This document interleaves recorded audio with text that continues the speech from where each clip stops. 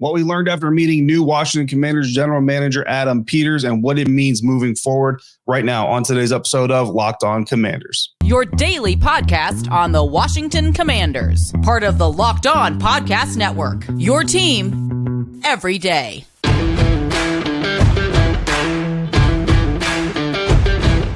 Welcome into today's episode of Locked On Commanders, your daily podcast covering the Washington Commanders, part of the Locked On Podcast Network, your team every day. Thanks so much for making Locked On Commanders your first listen of the day every day. Don't forget that you can subscribe for free on YouTube or wherever you're listening to this podcast, and you can continue this conversation with me by becoming a Locked On Commanders insider. Go to joinsubtext.com/LockedOnCommanders. Become a Lock Insider, and you'll get text messages directly from me, news, insights, analysis, bonus content, exclusive content, all kinds of fun and just general one-on-one conversations, again, via text message. Join subtext.com/LockedOnCommanders to sign up today. I'm David Harrison, credentialed member of the media covering the Washington Commanders for CommanderCountry.com, part of Sports Illustrated's FanNation. I'm here with you every Monday through Friday, along with our everydayers and everydayers. You already know because I say it every day, but I appreciate you for coming through for today's episode. Today's episode is brought to you by Jace Medical. Empower yourself with your purchase of a Jace case,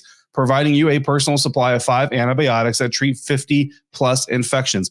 Get yours today at jacemedical.com. Use the code LOCKEDON to get $20 off your order. That's JASE medical.com. On today's episode, we are diving into the Adam Peters introductory press conference, and I'm sharing my thoughts on some of his comments to us on Tuesday. But first, so that's the entire episode. We're going to start with my question. So I asked him about the biggest lesson he learned during his career so far, leading him to this front office position. And here is what Adam Peters had to say. Adam, welcome to Washington. And just curious, a lot of experience, obviously. Is there a moment that you kind of pull back from and say this moment in your journey here has kind of educated you in a front office sense? That's a tough one. There's so many moments that you think of, and you really always think of the things that you messed up on that you learned from. And I've had plenty of those. And it's all of those things have shaped me to who I am today and have brought me here. And so I'm thankful. I could sit here and talk to you guys all day about that, but all those things have brought me here today next to Josh. And I'm so thankful for everything good and bad that's happened to me. All right. So again, that's Adam Peters answering my question on Tuesday about what has been his biggest lesson in his journey up the front office chains into the front office of the Washington Commanders. And something that kind of stood out to me during that answer, and something that he actually kind of doubled down on later. Candy Waller of Bowie TV asked him kind of what the biggest thing he takes away from some of his failures or some of his not so great moves has been. And he really kind of hammered home the idea that you lose more from you learn more from losing than you do from winning. Kind of mentioned it's harder to find the lessons when you're winning. And we've talked about this before here on the program when it comes to leadership. And we'll talk more about leadership here in just a little bit. But it's always easy to be a leader when things are going great, right? When you're winning back-to-back Super Bowls, when you're always in the playoffs and all those things, it's kind of easy to be the front man for that type of an organization. It's when things get hairy. It's when things start struggling, when things start falling apart. That's when you find out if you've got leaders in the building or if you've got managers in the building, because today's society, we like to put people in leadership positions and say, boom, you're a leader. Well, that's not necessarily true. Leadership or being a leader is not a title. Being a leader is an action. It's something that is just about you. And so it was really good, I think, to hear Adam Peters talk about learning from his failures and acknowledging that he's had some of those failures, right? Like a lot of people try to kind of gloss over the not so successful moves and just focus on the good moves. But I like the fact that Adam Peters comes into this thing understanding that his missteps are really going to help him develop into the general manager that he wants to be. And of course, he's not alone in any of these decisions, right? But some of the biggest missteps, they're one of the biggest missteps, obviously, that we've all kind of been talking about with Adam Peters or involving Adam Peters is the Trey Lance trade. You know what I mean? It's a trade the San Francisco 49ers made. They packaged a bunch of capital. They move up. They get Trey Lance, who's supposed to be the quarterback of the future for the franchise. Turns out to not really be a thing. They end up shipping him off to Dallas, where now, he's kind of buried on their depth chart, trying to find a new opportunity to develop and get his career back on track. But I wanted to dive into some of the other historic moves, from Adam Peters' front office standpoint, and specifically looking at the draft, because it's something that he also mentioned is that they're going to build this team through the NFL draft and they're going to supplement it through free agency. So the roots, the core of your team here is really going to come through young talent through the NFL draft. So I wanted to take a look at that draft history. And, Adam has a long history of player evaluation, scouting, all that stuff dating back to the New England Patriots and all that stuff. And, it's hard to really look at, say, the New England Patriots roles and understand where he really had an influence because he's a scout. And even a scout that has a major influence, there's going to be other scouts that kind of come back and hit those same players. So I'm really kind of starting this dive 2014 when he's a Broncos assistant or the director of college scouting, going into his time with the 49ers as a vice president of player personnel and the assistant general manager. When you go to his time with the Denver Broncos, and again, he's not solely responsible for these decisions. It's just he's part of a bigger part of the decision-making process, starting with Denver. The first round history while he was in Denver: defensive back Bradley Roby, defensive end Shane Ray, quarterback Paxton Lynch, and offensive lineman Garrett Bull. So really, out of those four guys, you can only say they really hit on one. That's offensive tackle Garrett Bowles. Now, Garrett Bowles hasn't become a perennial All-Pro or anything like that, but he's certainly been a solid starter, someone who's lasted through multiple coaching changes, scheme changes, all those things in Denver. Bradley Roby never really panned out, and he ended up starting like 2 games his final season in Denver. Shane Ray didn't pan out. He's out of the NFL. Quarterback Paxton Lynch didn't pan out. He's out of the NFL. So not a super great first-round history with the Denver Broncos. And again, Adam Peters not solely responsible for any or all those picks, but certainly a part of the decision-making process once you get up to that level. Other draft notables: offensive lineman Michael Schofield. And these are all positives, right? Offensive lineman Michael Schofield was a 3rd-round pick. Offensive lineman Matt Paradis was a 6th-round pick. Quarterback Trevor Siemian, 7th-round pick. I know Trevor's not an all-pro quarterback, not a franchise quarterback, but getting a stable backup type caliber quarterback into the NFL through the 7th round is still a pretty solid pick. Offensive lineman Max Garcia, 4th round. Defensive lineman Adam Goss, the 2nd round. Safety Justin Simmons, 3rd round. Offensive lineman Connor McGovern, 5th round. Now, out of that list, the names you probably know: Justin Simmons, you probably know; Trevor Siemian, you might know just from his, because of his journeys or whatever. But all of those guys, and especially those linemen, those trench players, all of them ended up contributing significant snaps, significant amount of starts for Denver, or moved on to other teams and continued to kind of produce at least solid ability. And really, not everybody can be a Pro Bowler. Not everybody can be an All-Pro. You need those solid pieces. So a lot of solid pieces added in Denver through the draft process. And again, some of these, Adam is the assistant director of college scouting. So how much of a voice he really has in who they pick, or just a talent evaluation, is to be debated. Director of college scouting, really where his influence really starts to kind of come out is with the San Francisco 49ers, I think. And when you look at their first round history there, they have a trade back. They draft defensive end Solomon Thomas. That was a trade where the Bears move up for Mitch Trubisky. They end up also getting linebacker Reuben Foster that same year in the first round. They get offensive tackle Mike McGlinchey, defensive end Nick Bosa, defensive tackle Javon Kinlaw, quarterback Trey Lance, and they haven't had a first-round pick since 2021. So that's where the list ends. So you look at that list, and certainly you say Mike McGlinchey, not in San Francisco anymore, but a lot of solid years in San Fran, now in Denver. Nick Bosa has obviously been one of the best defensive ends, one of the best pass rushers in the league. Defensive tackle Javon Kinlaw has not been superb, has also dealt with some injuries. I don't know how much that really has derailed things, but certainly a factor. And then quarterback Trey Lance, we kind of already talked about. But some other positive picks that not all of these guys are still 49ers. Some of them are. You're going to recognize their names. But these are all guys who are at least contributing in the NFL if they're not still in San Francisco. Cornerback Ahkello Witherspoon was a 3rd-round pick. Tight end George Kittle, a 5th-round pick. Linebacker Fred Warner, a 3rd-round pick. Wide receiver Deebo Samuel, a 2nd-round pick. Linebacker Drake Greenlaw, a 5th-round pick. Wide receiver Brandon Ayuk, a 2nd-round pick. Running back Elijah Mitchell, a 6th-round pick. And then, of course, quarterback Brock Purdy, a 7th-round pick. Also interesting to note that where Adam Peters has been, Denver, San Francisco mostly, but also New England, there is a history of kickers and punters being drafted in the middle rounds of NFL drafts. So if there is a kicker, I don't think punter we have to worry about. I think Tress Way is pretty safe and secure in his job.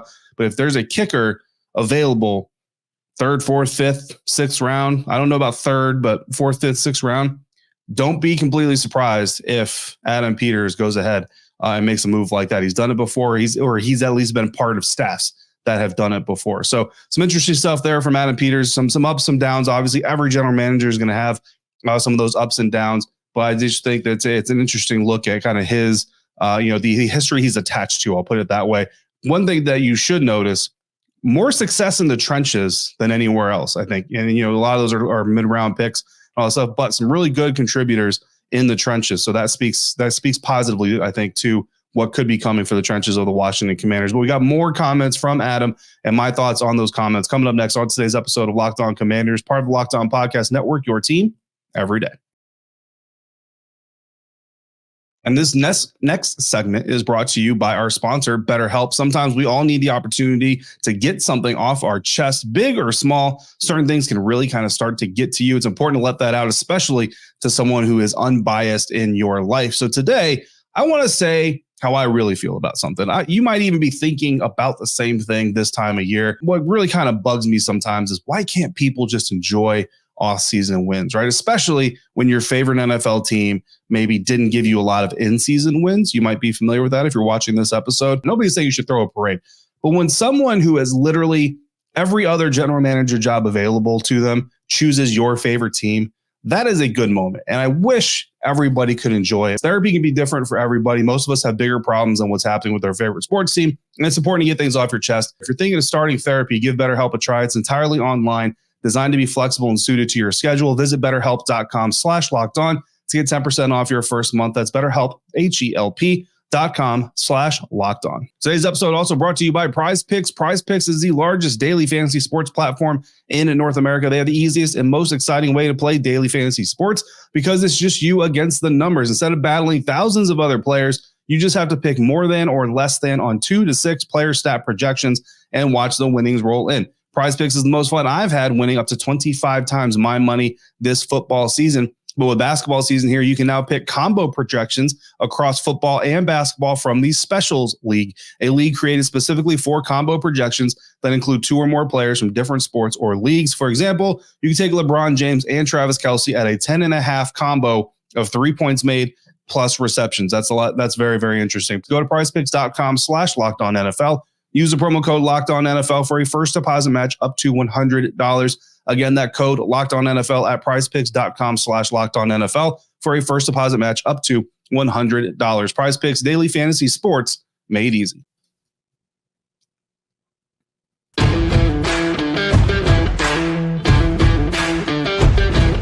Continuing on with today's episode of Locked On Commanders. Thanks again for making Locked On Commanders your first listen, your first view today and every day.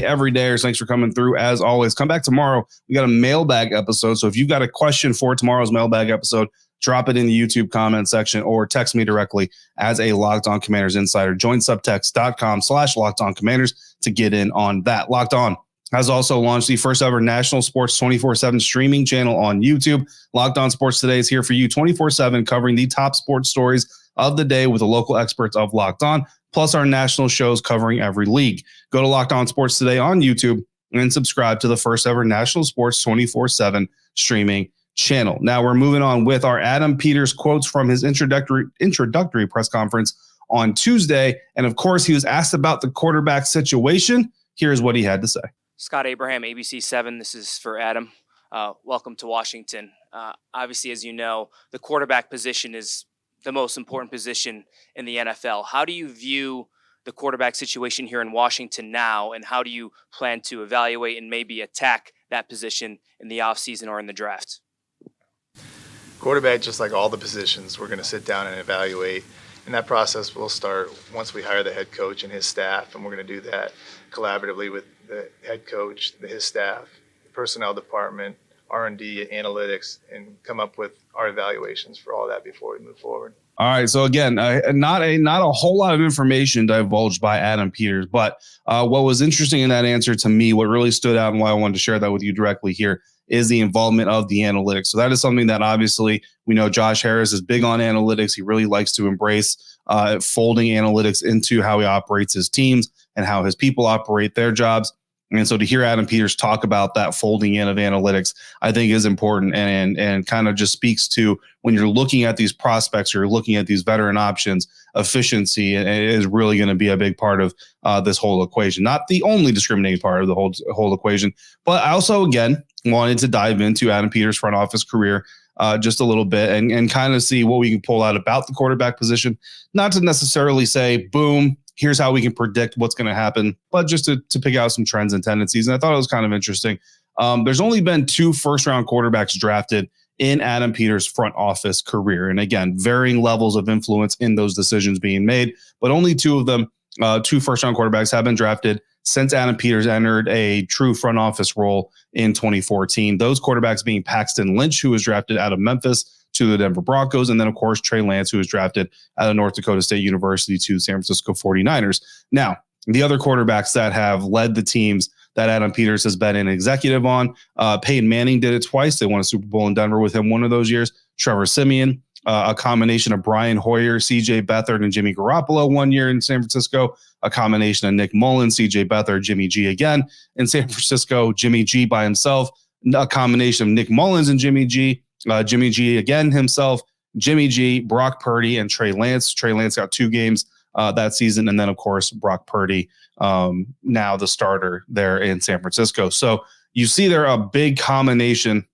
of players, a lot of veterans. Something that really stands out to me, though, especially when you look at the Paxton Lynch selection and then Trey Lance, they don't have a history of thrusting rookie quarterbacks into play prematurely unless they absolutely have to. I mean, you look at, Brock Purdy getting on the field, for example, Jimmy G comes in, Trey Lance comes in, both of them get hurt. Brock Purdy basically is forced into action, which at that point in time, you just kind of have to do what you have to do. So what that means moving forward, well, we don't really know 100% because like Adam said multiple times during his press conference on Tuesday, that's going to be a decision made. Those are going to be decisions made in concert. Now, they do have a deeper history of building around veterans in Adam Peters-led teams. That's something that John Lynch has done, something the GMs there in Denver have done. So does that mean that's exactly what's going to happen here in Washington? No. Doesn't mean it could happen, though. Absolutely it does, because just something interesting to know as we get through these draft conversations, as we get through these free agent conversations and decisions, don't forget that Adam Peters does come from a history of teams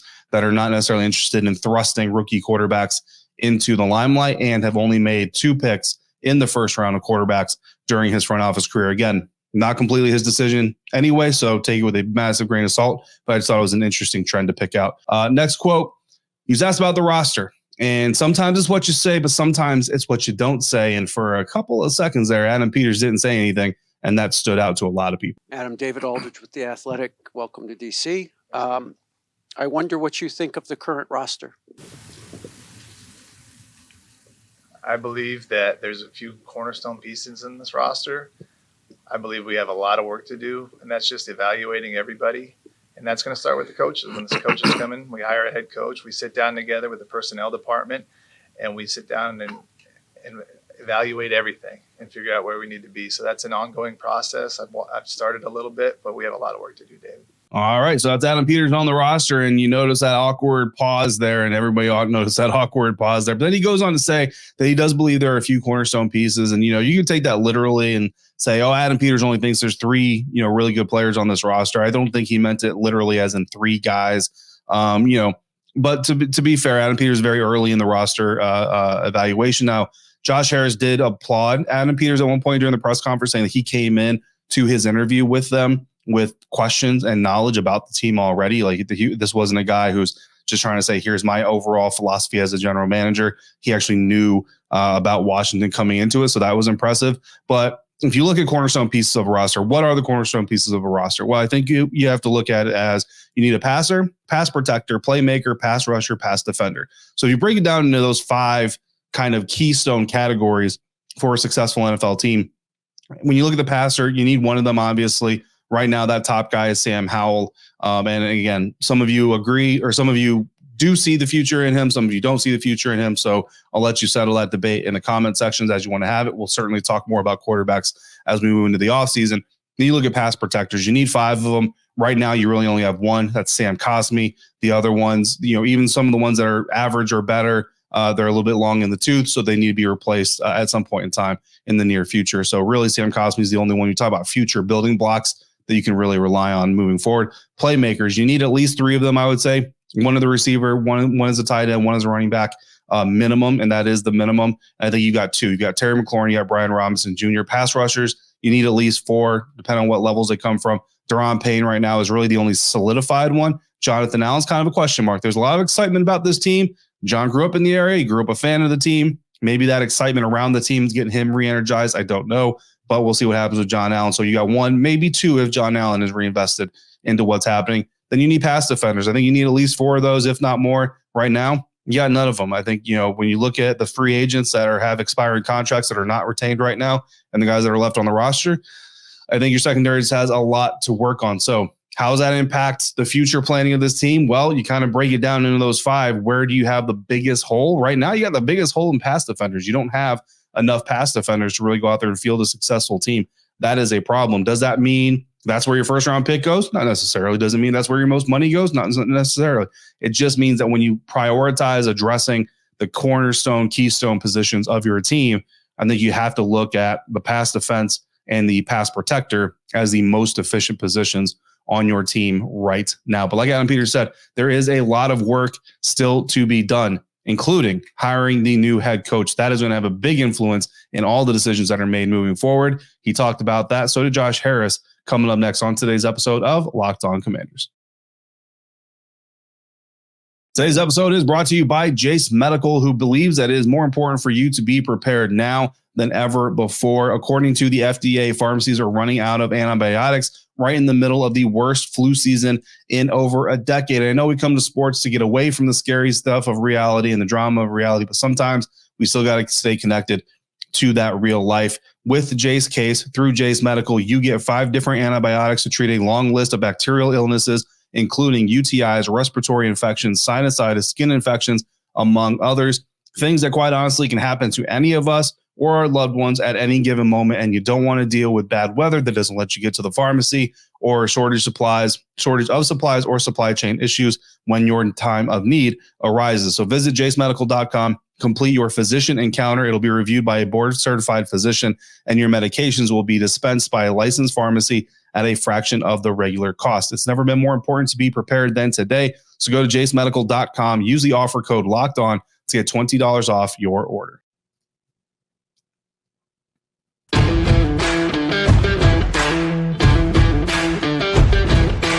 Wrapping up our look and our review of the Adam Peters introductory press conference here on Locked On Commanders, giving you his thoughts, and I'm sharing my thoughts on his thoughts. Insiders, you're going to get the full transcribed version of what was said on Tuesday. You're also going to get a full video file of what was said on Tuesday to have at your disposal. Now, obviously, you can also see the press conference on YouTube. The Washington Commanders do a really good job of putting that stuff out for you guys. But insiders, you'll have it at the touch of a text message if you need it moving forward. So if you want to get on that, again, join subtext.com/LockedOnCommanders. Become an insider today. You'll get in on all that fun stuff. So Adam was asked obviously about the head coaching search, and really this is a 2-parter. So there's 2 questions involved in this clip. This is the longest clip of the episode just because I think it's that important to talk about, and then we'll dive into it a little bit deeper. Adam Beresford-Luger from the Washington Post. Welcome to town. I wonder if you could go into, have you been involved with some head coaching interviews already? How far along are you in that process? And do you have an inclination that, I want an offensive head coach, I want a defensive head coach? What qualities are attractive to you there?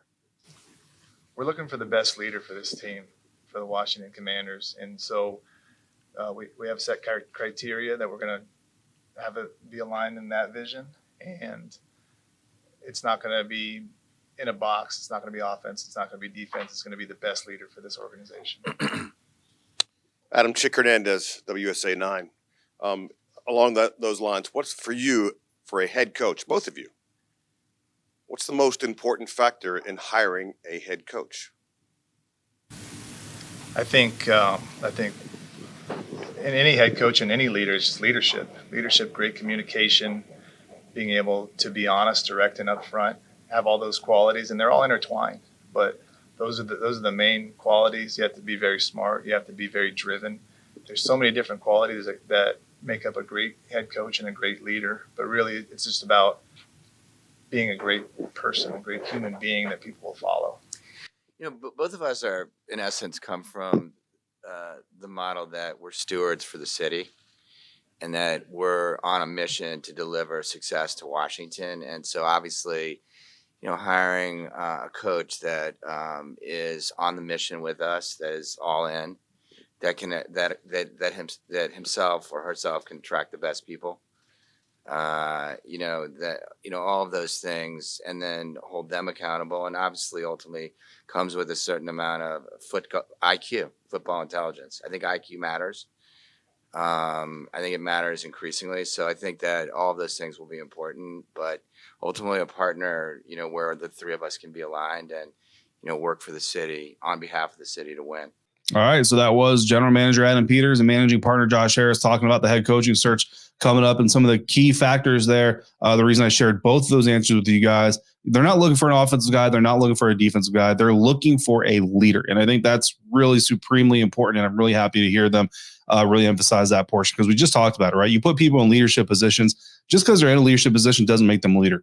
Just because you put a captain patch on someone's shoulder doesn't make them a leader. In fact, to me, and in my experiences in leadership, usually if you hear someone who says, well, I'm a leader by example, that's my style. I lead by example. That's a cop-out. You can't lead by example. Leadership is an action. It's a verb. You have to do something to lead people. You can't just take care of yourself and say, well, I lead by taking care of me, and that shows everybody else they should take care of them. That's not how leadership works, truly. But we can have a whole discussion on leadership at another time.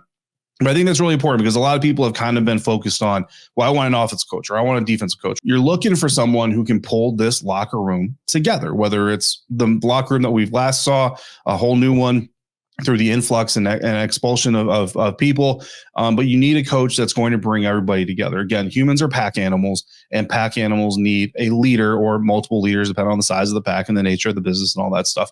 So you need a coach who can do those things, but also like Josh Harris said, someone that they can be proud of their character, someone that the fan base can really rally around and kind of identify with as part of their pack, right? So it all kind of comes back to that. When you look at the NFL playoff picture as it sits today, as far as offensive, defensive coaches, all those things, you've got 4 offensive head coaches still in the playoffs alive right now. Dan Campbell of the Detroit Lions, Kyle Shanahan of the 49ers, Matt LaFleur of the Packers, Andy Reid of the Chiefs.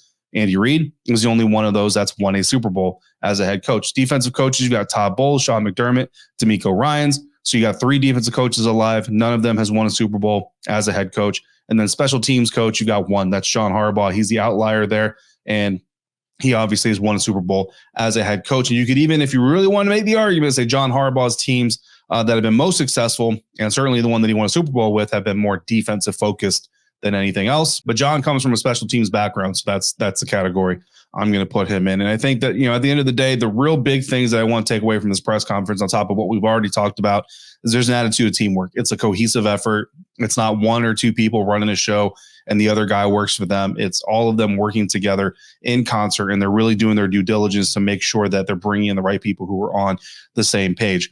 Another message that came from Adam Peters that I thought was really pointed and really important: Washington needs leadership every day. As you already know this, we've talked about this several times during the season. What I saw in Washington last season especially, but even the seasons before that, is an externally motivated team. This is a team that came out into the environment, into the opponent, and they let the environment and the opponent set the tone for them versus them coming out and setting the tone. When you're internally motivated, you go out and you attack the issue, whether it's a job interview, whether it's a social outing, whether it's a college degree, whatever the task at hand is. When you're an internally motivated person, you go attack the item. When you're an externally motivated person, you let the item attack you and you respond in kind. This team has been an externally motivated team for far too long. And what you look at when you see the San Francisco 49ers, when you see Josh Harris, is you see 2 organizations, you see 2 people who are very internally motivated, who go out and attack their problems. Adam Peters comes from organizations, the New England Patriots,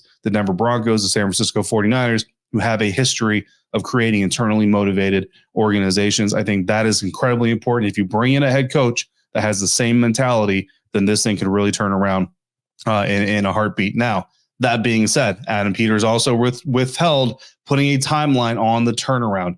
And I think that's very important because when you look at all the history, you look at everything that was said, we talk about this quarterback conversation because we're going to talk about that all off season long. Not forcing the issue, I think, is a very big part of this. The San Francisco 49ers went out. They needed to get a quarterback. They went out and got a quarterback in Trey Lance. That felt like, to a lot of people at the time, they're just getting a quarterback to get a quarterback. Paxton Lynch was a very similar evaluation when he was drafted by the Denver Broncos.